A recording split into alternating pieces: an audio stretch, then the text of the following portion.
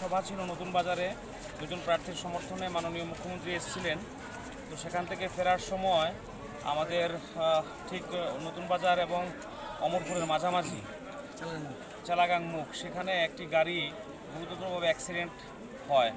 যতটুকু জানা গেছে গাড়িটা নাকি ওভারটেক করতে গিয়ে ড্রাইভারের দোষ ছিল। তো মর্মান্তিক ঘটনা, এখানে স্পট ডেটই হয়ে যায় 4 জনের। যতটুকু জানা গেছে, আমরা এখন হসপিটালে এসেছি, আত্মীয় পরিজনরা সকলে এসছেন। তো সম্পূর্ণ নাম এখনও জানতে পারা যায়নি। ভারতীয় জনতা পার্টি সম্পূর্ণভাবে তাদের পরিবারগুলোর পাশে আছে এবং যে দুর্ঘটনাটা ঘটেছে তা অত্যন্ত মাননীয় মুখ্যমন্ত্রী ফোনের মাধ্যমে, মাননীয় প্রদেশ সভাপতি ফোনের মাধ্যমে যোগাযোগ করেছেন এবং পরিবারগুলোর পাশে থাকার আশ্বাস দিয়েছেন এবং কালকেই আমাদের রাজ্য নেতৃত্ব আসবেন, এই বিষয়ে প্রতিটা বাড়ি বাড়ি যাবেন এবং সমবেদনা জ্ঞাপন করবেন। এবং মাননীয় মুখ্যমন্ত্রী অত্যন্ত দুঃখ প্রকাশ করেছেন এই ঘটনাটার। আমরাও গোমতী জেলা কমিটির পক্ষ থেকে আমরা অত্যন্ত দুঃখজনক ঘটনা, হৃদয় বিদারিত ঘটনা, আমি স্পটে ছিলাম, আমিও আসছিলাম পিছন দিয়ে, দেখে অবস্থা দেখে অত্যন্ত দুঃখজনক ঘটনা। আমি যখন পিছন দিয়ে গাড়িটা আসছিলাম দেখলাম যে গাড়িটা পড়ে আছে, মানে রক্তাক্ত অবস্থা।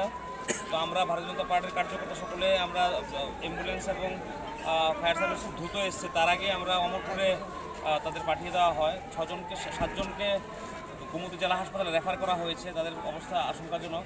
তো আমরা পুরো ঘটনাটা দেখছি। এখন আমরা অমরপুর থেকে আমরা এখন যাবো গোমতী জেলা হাসপাতালে, কী পরিস্থিতি আমরা দেখব। দল পাশে আছে, এটুকু আমরা বলতে পারি। কোনো এক্স্যাক্টলি বলতে পারবো না, তবে প্রায় 10 থেকে 12 জন অল্প আহত হয়েছেন এবং 4 জন তো মারা গেছেন। এখন পর্যন্ত 7 জনকে পাঠানো হয়েছে। তো এই মাত্র দেখলাম আরেকজনও গেল, তো সংখ্যাটা মনে হয় 8 জন হবে।